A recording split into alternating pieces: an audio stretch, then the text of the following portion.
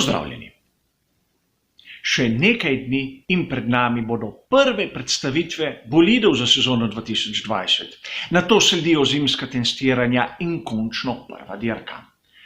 A preden se vse skupaj začne, mislim, da za navdušence in navijače je prav, da razčistimo eno dejstvo. Letos, v sezoni 2020, po mojem osebnem mnenju, je konec izgovorov za skuderijo Ferrari. Nimajo več se na kogarkoli sklicevati, ukolikor jim ne bo uspelo osvojiti naslova svetovnega prvaka med vozniki, konstruktorji ali obeh skupaj. Namreč do sedaj smo pogostokrat slišali, kako so bili drugi odgovorni, zunanji faktorji krivi, da bodo letos pač slabi tako kot so, a drugo leto bo vse boljše, bodo prišle zmage.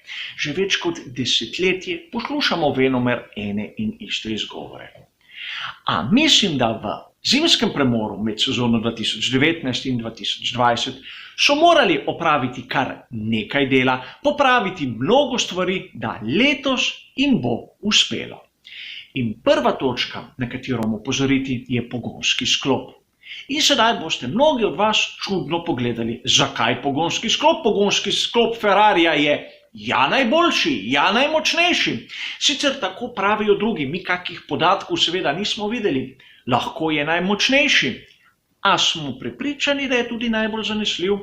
Poglejmo samo, kaj se je zgodilo pri Charlesu Leclercu na veliki nagradi Bahreina. Skozi okno vržena zmaga. In če to ni dovolj, moramo poudariti še eno dejstvo, za razliko od Mercedesa. Tako pri Charlesu Leclercu kot Sebastianu Vettelu skozi sezono kazenska mesta na štartnem razporedu. Vsak enkrat. Pri tovarniški ekipi Mercedes seveda Valtteri Bottas na zadnji dirki, ko pravzaprav ni bilo več važno. A pojdimo na drugo točko, pnevmatike. V sezoni 2019 smo poslušali zgodbe, kako Ferrari na pnevmatikah Pirelli tistih trdog se ni najbolje znašel. Seveda, delovne temperature so bile take, kot so. Kot so, še letos namreč v sezoni 2020 se bo rabilo pnevmatiki sezone 2019. Še več, od 22 dirk jih bo 20 istih. To se pravi, razen velike nagrade Vietnama in velike nagrade Nizozemske, bodo vedeli vnaprej, kaj jih čaka. Ukolikor se ne bodo sposobni prilagoditi razmeram, bodo krivi sami. In ne Pirelli, kateri proizvaja pnevmatike, po mnenju mnogih, za druge ekipe, kar je seveda čista izmišljotina. Tretja točka, tehnični pravilnik. Ta je stabilen v zadnjem letu veljave. Leta 2021 bo stopil v veljavo nov tehnični pravilnik z novimi parametri. A sedaj več ni izgovorov. Končno bodo pri Ferrariju vpeljali tisti tretji hidravlični element prednjega vpetja in ne bo več izgovorov, zakaj ni rezultatov. Simone Resta je v ekipi, tako da tudi ta izgovor odpade, če bo aerodinamično bolid slabši. In seveda tudi izgovor, da že pri konceptu bolida so kardinalno zgrešili, ne bo več veljaven.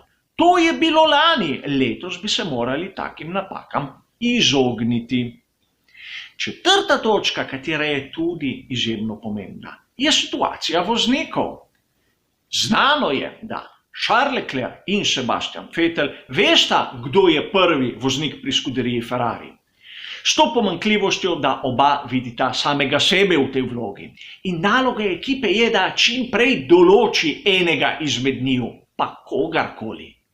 Ukolikor bojo čakali 5 dirk ali več, se da zgoditi, da bodo nasprotniki nabrali dobesedno preveč točk. Spomnimo se samo, kako so lani pri Mercedesu začeli sezono. In mislim, da to sprenevedanje pri odločitvah zna biti spet kardinalna napaka vodstva ekipe. Odločitve morajo biti hitre in jasne, tudi če mogoče napačne.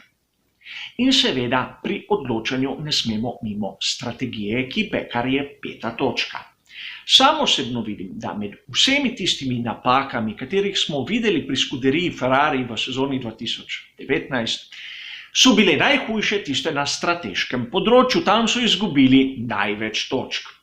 In seveda, med zimskim premorom vsaj sam nisem zasledil, da bi kaj tehnikov zamenjali v tistem oddelku ekipe.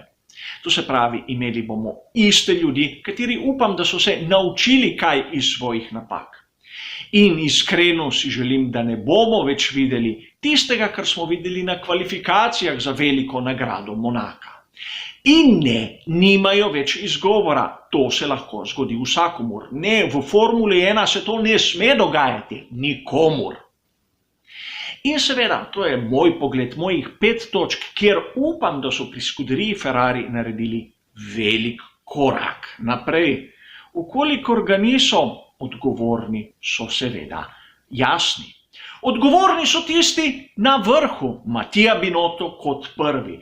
In čeprav je sedaj komaj drugo sezono na čelu ekipe iz Maranella, ukolikor mu ne uspe, upam, da bo tudi zadnjo, kajti v Formuli 1 ni prostora za polovičarje.